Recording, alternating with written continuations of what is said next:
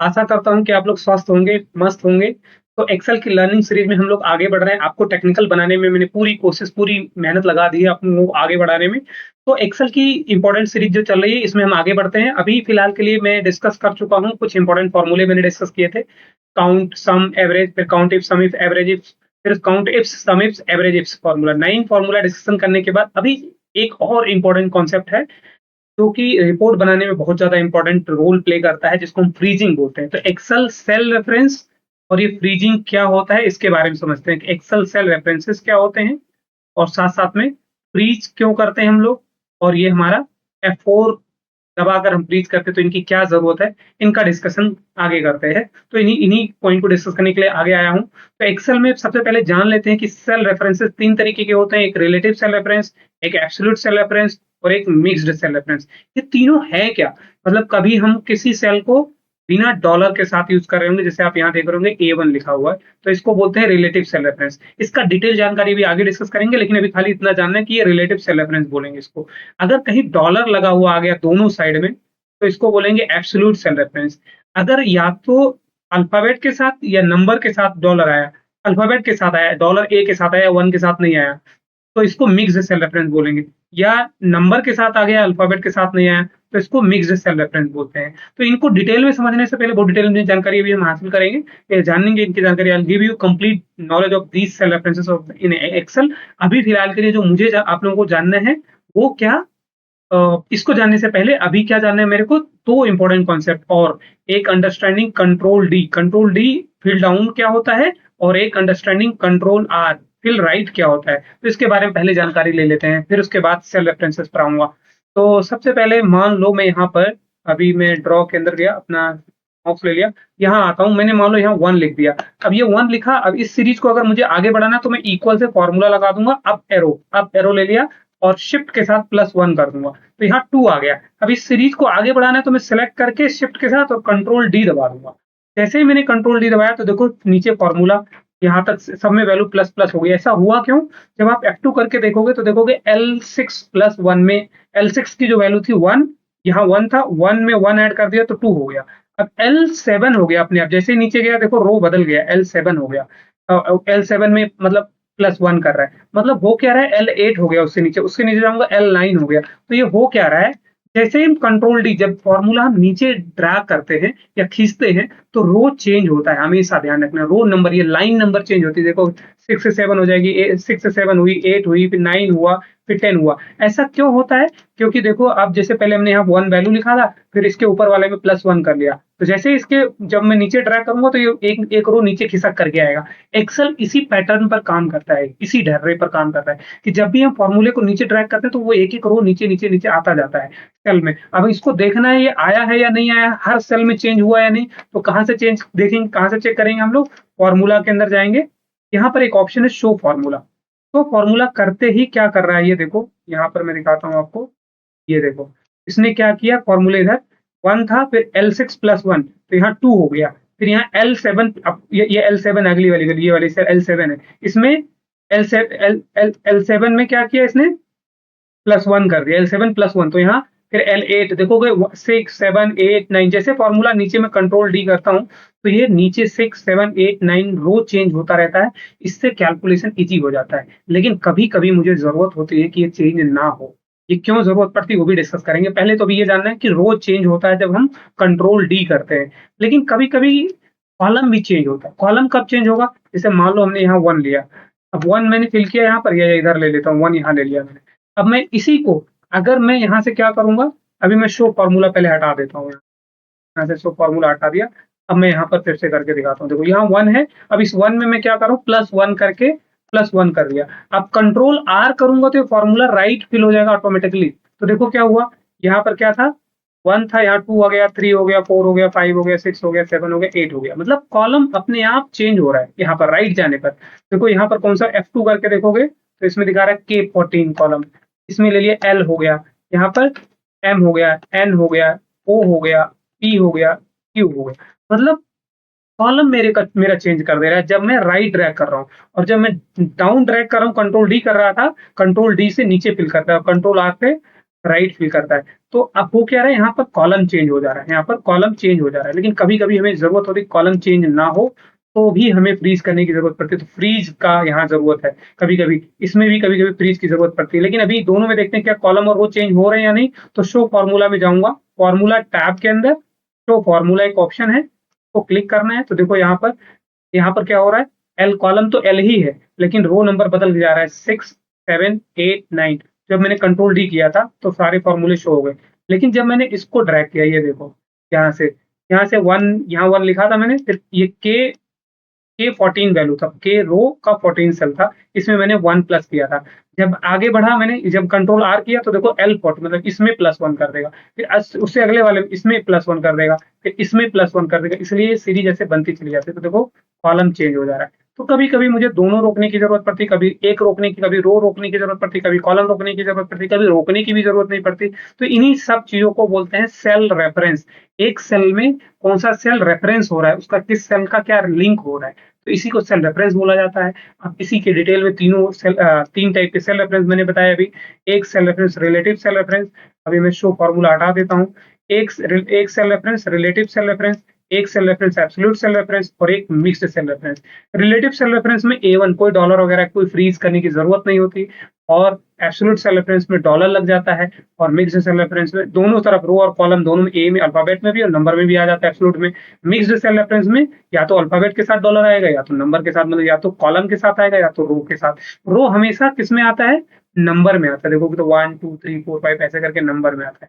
Column किसमें आता है, ए बी सी डी ऐसे करके कॉलम में आता है। तो कॉलम हमारा एबीसीडी में है, तो कभी कॉलम को रोकने की जरूरत पड़ेगी, कभी रो को रोकने की जरूरत पड़ेगी। तो चलिए अब इस पर एग्जांपल्स करते हैं, तब थोड़ा समझ में आएगा। यहाँ मैंने एक डेटा बनाया है, देखिए ये मेरा डेटा क्या है, इसमें हम रिलेटिव सेल रेफरेंस यूज करेंगे। रिलेटिव सेल रेफरेंस क्या होता है वो समझते हैं। तो पहला cell reference relative cell reference, पहचान है कि कोई डॉलर वगैरह नहीं आएगा, सिंपल सेल का रेफरेंस आएगा। डेफिनेशन के टर्म में बताएं तो a cell reference that changes automatically when copied to another cell. जब हम उसको कॉपी करते हैं एक सेल का मतलब कंट्रोल डी करते हैं, तो एक सेल से दूसरे सेल में जब जाता है तो ये क्या करता है, ये ऑटोमेटिकली चेंज हो जाता है। कैसे चेंज हो रहा है देखिए मैं बताता हूँ। सबसे पहले तो ये हटा देता हूँ यहाँ से। मान लो मेरा एक क्वेश्चन है कि यहाँ पर एक क्वेश्चन लिख, टोटल पेमेंट कैसे कैलकुलेट करना है, total payment would be salary, salary plus bonus 10% of the salary. मतलब सैलरी जो होगा वो तो चाहिए चाहिए, प्लस 10% बोनस और भी चाहिए ऐड करना है हमारे को, तब वो नेट पेमेंट बनेगी। जो सैलरी है, सैलरी तो मिलेगी ही मिलेगी, यहाँ टोटल पेमेंट में यहाँ मुझे निकालना है, सैलरी तो प्लस करके ये तो देना ही देना है, लेकिन इसी सैलरी का 10% और कैलकुलेट करके देना है, तो बोनस कैलकुलेट करके देना है। कैसे, अब यहाँ लगाएंगे, यहाँ एक फॉर्मूला लगाऊंगा, इक्वल टू, ये तो प्लस में ये तो मिलेगा ही मिलेगा, प्लस इसी का दिस इनटू ये 10% एंटर कर दूंगा।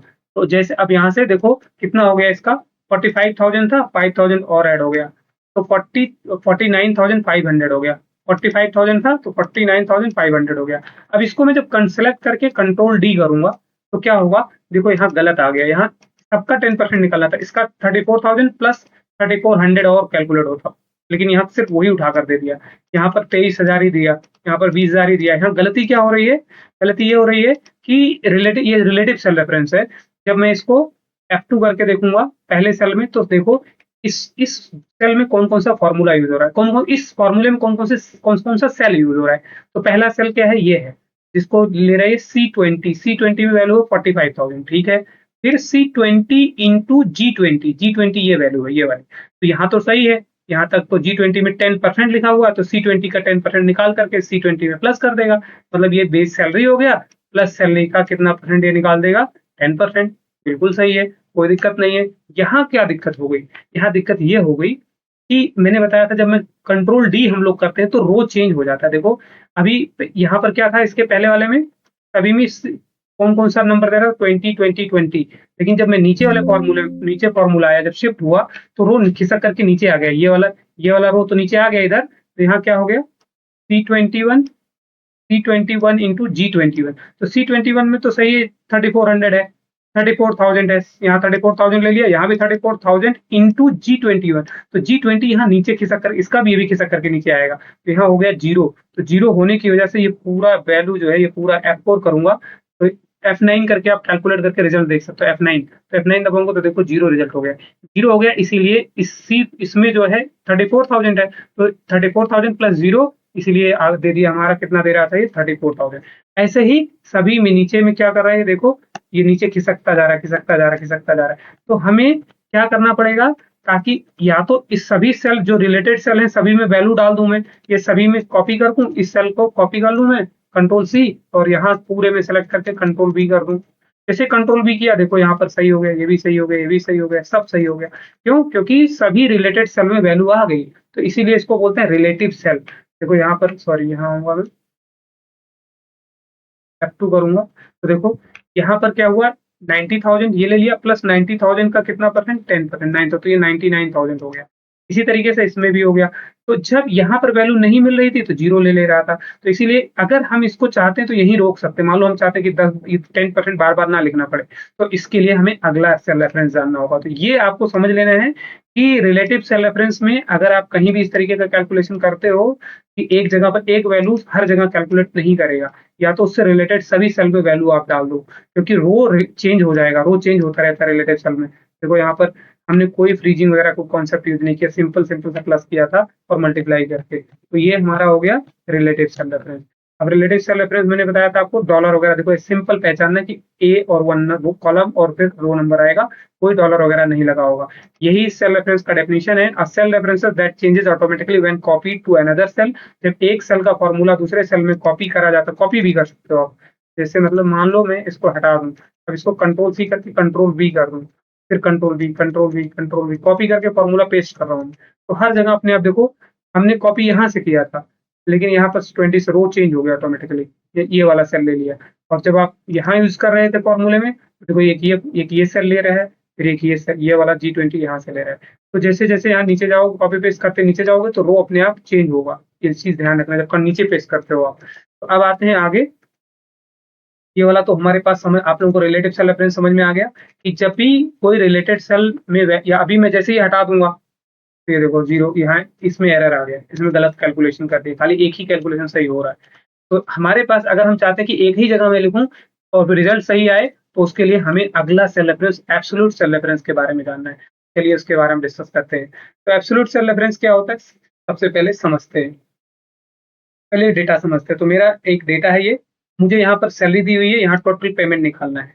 टोटल पेमेंट निकालने का क्वेश्चन यहाँ नीचे लिख रखा है कि हमें चाहिए calculate total payment salary plus 10% of the salary, मतलब बोनस जो निकालना है, ये बोनस है हमारा, बोनस कितना निकालना है, बोनस 10% ऑफ द सैलरी, ये निकालना है हमारे को। मैं इसको थोड़ा छोटा कर देता हूँ। हाँ, तो ये क्वेश्चन हमें सॉल्व करना है, तो इस ये डेटा है हमारा, इस डेटा पर तो मैं क्या करूंगा, यहाँ पर एक फॉर्मूला लगा दूंगा, दिस सैलरी प्लस, यही सैलरी बेसिक सैलरी प्लस कितना, इस बेसिक सैलरी का ये 10% बोनस यहाँ रखा लिखा हुआ है, एंटर कर दूंगा, ये निकाल देगा। लेकिन जैसे मैं कंट्रोल डी करूंगा फिर वही हाल हो जाएगा। यहाँ नीचे आया, जैसे जैसे मैं नीचे जा रहा हूँ देखो, यहाँ पर C51, फिर C52, C52, G52, जैसे नीचे देखो नीचे खिसकता जा रहा है। तो हम चाह रहे हैं कि ये वाला चीज खिसक करके नीचे ना आए, ये चीज ये यहीं पड़ा रहे ऐसे। अगर यहाँ पड़ा रहा है ऐसे नीचे आ रहा है ना खिसक करके, देखो जैसे जैसे जैसे नीचे जा रहा है, देखो ये बदल रहा है, ऐसे बदले ना, चेंज ना हो, तो इसको रोक देंगे। रोकने का तरीका क्या है, यही समझते हैं। ये वाला बदलना चाहिए, ये वाला इधर से, क्योंकि ये अलग अलग हो रहा है, लेकिन सैलरी सब बोनस सबका 10% है, तो हमें रोकना पड़ेगा इसको। तो कैसे रोकेंगे दिखाता हूँ। पहले मैं क्या करूंगा, इक्वल फॉर्मूला लूंगा, ये बेसिक ले लिया, बेसिक इंटू मतलब सैलरी इंटू, मैंने ये पहले क्या ले लिया, यहाँ से सैलरी ले लिया, सैलरी प्लस सैलरी का कितना परसेंट इंटू ये वाला। अब इसी के साथ F4 दबाना होता है। F4 से क्या करता है, ये डॉलर लगा देता है। डॉलर किस चीज का इंडिकेटर है, ना तो रो बदलेगा ना तो कॉलम बदलेगा, यहाँ कुछ भी नहीं बदलेगा, ये फ्रीज हो गया, इसको बोलते हैं फ्रीज। अब जैसे ही मैं एंटर, अब मैं सिलेक्ट करके अगर कंट्रोल डी करता हूँ, या मैं इस फॉर्मूले को सिलेक्ट करके कॉपी करके सभी में पेस्ट करता हूँ, यहाँ से सभी में नीचे पेस्ट, कंट्रोल वी भी कर सकता हूँ। मैंने कंट्रोल वी कर दिया, तो जैसे मैं कंट्रोल वी करूंगा तो देखो क्या हो रहा है, ये देखो इधर से ये सेल चेंज हो रही है, दोनों C52 ये आ रहा है, लेकिन वो नीचे नहीं आ रहा है, ये वाला G50 ही है। डॉलर भले ही लगा है, डॉलर से कंफ्यूज नहीं होना, डॉलर का मतलब यहाँ पर कि ये सेल की वैल्यू चेंज नहीं होगी, इसका रो नीचे नहीं आने देगा और हमें करेक्ट कैलकुलेशन में रिजल्ट देगा। तो ये चीज ध्यान रखना है आपके लिए, ये बहुत इंपॉर्टेंट फॉर्मूला है।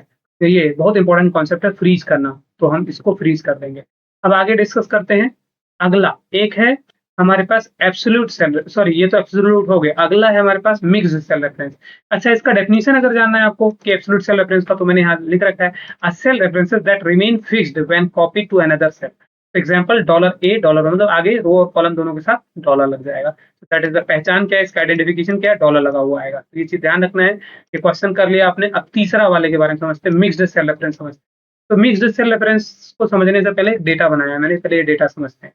मान लो मेरी मेरी एक कंपनी है और मुझे क्या निकालना है, सेल करता हूँ, मैं बहुत सारा प्रोडक्ट वगैरह सेल करता हूँ। तो मैं डिस्काउंट देता हूँ लोगों को। जनवरी में डिस्काउंट दिया, फरवरी में डिस्काउंट, मार्च में, अप्रैल में, जून में, ये सभी को डिस्काउंट दिया। अब दिल्ली सिटी में मान लो टोटल हमारा सेल अमाउंट ये है। अब उसमें मतलब जो हमारा सेल्स अमाउंट है वो ये था, इतने का सेल होना था, लेकिन फिर भी हमने डिस्काउंट दे दिया। अब डिस्काउंट के बाद किस किस महीने में मेरा कितना कितना अमाउंट बन रहा है ये देखना है मेरे को। तो मैं क्या करूंगा, एक फॉर्मूला लगा दूंगा। ये अमाउंट, ये हो गया हमारा कौन सा amount, sales amount. Sales amount in, अब मुझे डिस्काउंट निकालना कि जनवरी में कितना डिस्काउंट हुआ, कितने का डिस्काउंट दिया मैंने। तो अब मैं यहाँ पर,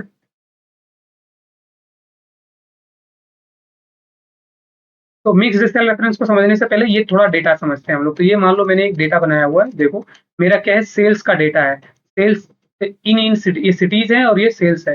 ये 5 6 7 सिटीज हमारी और उनका सेल्स अमाउंट है। मैंने क्या किया है, डिस्काउंट दिया है अलग अलग महीने में। और मुझे ये जानना है कि मुझे इन शहरों में इस अमाउंट के अगेंस्ट में मेरा कितना कितना डिस्काउंट बन रहा है इन महीने में, जनवरी महीने, फरवरी महीने, मार्च महीने, अप्रैल महीने, कितना का डिस्काउंट बन रहा है। मान लो दिल्ली में 20,000 का सेल हुआ, 20,000 में जनवरी महीने में कितने का 10% डिस्काउंट दिया, तो कितना कितना हुआ अमाउंट, कितना बना, कितने अमाउंट का डिस्काउंट हुआ, 15% का कितने का डिस्काउंट हुआ, 18% का डिस्काउंट दिया था मार्च महीने में, कितने का डिस्काउंट हुआ अप्रैल में, जून में। इसी तरीके से मुंबई सिटी में, चेन्नई में। तो मेरे को ये निकालना है, तो मैं क्या करूंगा, इक्वल करूंगा ये अमाउंट इंटू ये परसेंटेज कर दूंगा खाली बस। कितना परसेंट जनवरी का, तो ये क्या करेगा, एक का निकाल देगा 2,000। लेकिन जब मैं इसको सेलेक्ट करके, अब मैं मुझे राइट जाना है, तो मैं इस फॉर्मूले को कॉपी करके यहाँ सेलेक्ट करके कंट्रोल आर दबा सकता हूँ, या ऐसे कंट्रोल सी, सॉरी सेलेक्ट करके कंट्रोल वी सेलेक्ट करके। तो हुआ क्या, देखो यहाँ कुछ गड़बड़ हो गया। ये क्या क्या, तो यहाँ से पहले क्या ले रहा था, देखो पहले कौन सा कॉलम ले रहे हैं यहाँ पर, सी कॉलम और डी कॉलम। लेकिन जैसे ही मैंने इस फॉर्मूले को, इस पूरे फॉर्मूले को कॉपी करके मैंने इसमें पेस्ट किया, तो ये जो सी कॉलम है और ये जो डी कॉलम है, ये दोनों ही चेंज हो जा रहे हैं। मतलब कॉलम चेंज हो रहा है, रो तो चेंज ही नहीं हो रहा है, कॉलम चेंज हो रहा है। सी से क्या हो जा रहा है, यहाँ पर आ जा रहा है, डी पर आ जा रहा है। अभी देखोगे, ये देखो डी हो गया, ये देखो यहाँ पर डी हो गया, और इधर ई हो गया। ई तो आना होना चाहिए था, 15% लेना चाहिए था, लेकिन ये वाला खिसक करके जो यहाँ से यहाँ होना चाहिए था, वो इस पर आ गया। और इसी गलती की वजह से आगे भी गलती हो जा रही है, देखो। तो ये क्या हो रहा है, ये जो यहाँ से खिसक करके कंट्रोल आर से राइट में चला जा रहा है, तो इसको यहाँ जाने के बजाय यहाँ रोकना पड़ेगा मुझे। तो ऐसे करके मेरा ये सारा गलत हो जा रहा है। लेकिन जब मैं इसको मैं फिर नीचे ड्रैग कर रहा हूँ, कंट्रोल डी कर रहा हूँ सिलेक्ट करके सारे को, तो ये देखो यहाँ कितना गलत हो गया। कह रहा है कि मुंबई महीने में 30,000 का सेल अमाउंट था और 15% के डिस्काउंट पर 18 कितना मिलियन बिलियन में दे दिया, दुनिया भर का अमाउंट। गलत हो गया। ऐसा क्यों हुआ, क्योंकि इसने क्या किया, देखो F2 करके जब मैं कंट्रोल डी किया हूं तो रो चेंज हो जाता है। तो ये 15-15% जो यहाँ रुकना चाहिए तो वो यहाँ रुकना चाहिए था, और साथ साथ में ये वाला अमाउंट ये यहाँ रुकना चाहिए था। तो यहाँ पर ये आगे खिसक करके आ गया। तो मेरा इसका इसका कॉलम रोकना है और इसका रो नीचे ना आए, 15 से या नीचे ना आए, इसका इसका रो नीचे ना आए और इसका कॉलम राइट में ना जाए। तो इसके लिए क्या करेंगे, देखो फिर से मैं फॉर्मूला लगाऊंगा। यहाँ पर आपको यूज करना है मिक्स्ड सेल रेफरेंस। ये वाला कॉलम चेंज ना हो, ये कॉलम आगे ना जाए, और ये वाला परसेंटेज वाला रो जो है वो नीचे ना आए। तो इसके लिए अब हमें फॉर्मूला लगाते टाइम में ध्यान रखना है, इक्वल टू करूंगा ये, इसमें F4 दबाऊंगा मैं। तो F4 किसको ध्यान रखना है, F4 करते रहूंगा, मुझे ध्यान रखना है कि इसका कॉलम रुकना है। तो कॉलम सी है, तो डॉलर करते रहोगे, फिर से देखो इक्वल टू लिया, F4 दबाऊंगा। तो F4 करते रहोगे तो आप देखोगे किसको डॉलर डॉलर बार बार लगाते रहे। पहले दोनों के साथ लगाया, फिर रो के साथ लगाया, फिर कॉलम के साथ लगाया, फिर हटा दिया, फिर लगाया, तो अभी दोनों के साथ। तो मुझे कॉलम के साथ खाली चाहिए, तो सी के साथ लगाया है और इनटू करूंगा। अब मैं ऊपर ही 10% ले लूंगा। इसमें मुझे 80, इसका रो नीचे नहीं आना चाहिए, 10% 15% यही वाला रो यहाँ रहना चाहिए। F4 करूंगा तो दोनों के साथ डॉलर, अभी रो के साथ, तो इसका कॉलम रोक दिया और इसका रो रोक दिया। नंबर नंबर रो है और अल्फाबेट कॉलम, इसका कॉलम रुक जाएगा, डॉलर लग गया, डॉलर का मतलब रुक जाएगा और इसका रो रुक जाएगा। एंटर करूंगा और कंट्रोल आर करूंगा और फिर इसको सेलेक्ट करके कंट्रोल डी करूंगा। This is mixed cell reference. तो इस तरीके से बहुत जगहों पर इसकी जरूरत पड़ती है। मैट्रिक्स लेवल पर रिपोर्ट्स बनते हैं कंपनी में, तो इन सब का गेम है पूरा। जो जो कैंडिडेट अच्छा से सीखेगा वही एक्सेल को, ये एक्सेल के लिए, इसके बिना एक्सेल कर ही नहीं सकता बच्चा। ये एक्सेल का सबसे इंपॉर्टेंट फेस है। तो ये चीज ध्यान रखना है। इसका आइडेंटिफिकेशन या तो अल्फाबेट के साथ डॉलर आएगा या तो रो के साथ आएगा। आप यहाँ पर डेफिनेशन पॉइंट ऑफ व्यू से बात करें, cell references when where either the row और column is fixed. For example या तो डॉलर ए मतलब कॉलम नहीं चेंज होगा, ए $1 मतलब रो चेंज नहीं हुआ। तो ये चीज़ ध्यान रखना, इसी के बेसिस पर मैंने एक क्वेश्चन लिखा हुआ था और ये कैलकुलेट करके बताया है। तो ये अब इसी के बेसिस पर हम आगे और भी डिस्कस करने वाले हैं, रिपोर्ट बनाना, डैशबोर्ड बनाना, ये सब धीरे-धीरे आगे करने वाले हैं। तो अगले वीडियोज़ में शायद हम लोग रिपोर्ट के बारे में थोड़ा डिस्कशन कर रहे होंगे। लेकिन इससे पहले एक आप लोगों को होमवर्क वगैरह भी छोटा-मोटा और दूँगा, सम काउंटिंग वगैरह का, वो फिर हम आगे फिर उसके बाद डिस्कस करते हैं। तो चलिए अगली वीडियो में मिलते हैं। तो बहुत सारे इंपॉर्टेंट वीडियोस के लिए आप हमें इंस्टा, फेसबुक और यूट्यूब पर फॉलो एंड सब्सक्राइब कर लीजिए ताकि हमारी इंपॉर्टेंट वीडियो अब तक पहुंचते रहे। Thank you.